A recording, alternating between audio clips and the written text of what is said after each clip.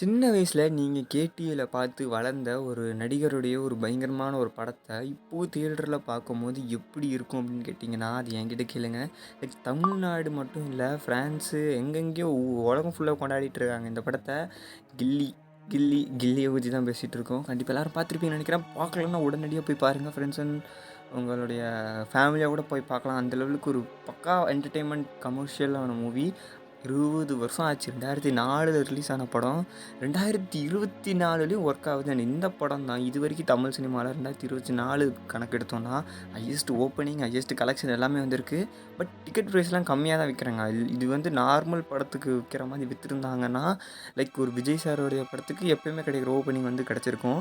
இந்த படம் வந்து இப்போ காலேஜ் பசங்கலாம் பயங்கரமா ஒரு ஸ்டேட்டஸ் போடணும். எப்படி இந்த மஞ்சுமல் பாய்ஸ்ல போயிட்டு அந்த ஒரு சீன் ஸ்டேட்டஸ் எடுத்து போட்டா தான் அவங்களுக்கு திருப்தி ஆகும். அந்த மாதிரி இப்போ கில்லியும் மாறிடுச்சு. எல்லாருமே வந்து கில்லியில ஒரு வீடியோ, ஒரு ஃபோட்டோ எடுத்து போட்டுட்டு, நானும் கில்லி படத்துக்கு போயிட்டேன்டா அப்படிங்கிற மாரி ஒரு ட்ரெண்ட் செட் மாரி ஆயிடுச்சு. லைக் ஆனா அது ஒரு என்டர்டெயின்மெண்ட் தான்.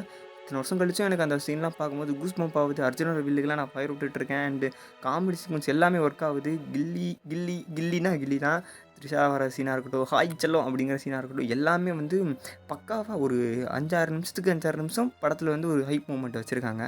அப்பா எப்படிங்க இத்தனை வருஷம் கழிச்சு ஒரு படம் இந்த அளவுக்கு ஃபயரா இருக்குன்னா, கில்லி இது மாஸ்டர் பீஸ்னா மாஸ்டர் பீஸ் தான். தலைவன் வித்யாசாகர் ஒரு பக்கம் பயங்கரமான மியூசிக்கு, பிஜிஎம் இருக்கிற எல்லா பாட்டுமே ஹிட்டு. எல்லா பேக்ரவுண்ட் ஸ்கோரும் ஹிட்டு. எல்லா ஒரு ஹீரோக்கான சீனா இருக்கட்டும், வில்லனோட பேக்ரவுண்ட் ஸ்கோரா இருக்கட்டும், எல்லாமே பக்காவா ஒரு மாரி செட் பண்ணியிருப்பாங்க. இந்த லைட் ஹவுஸ்ல ஒரு பிஜிஎம் ஒண்ணு வரும்.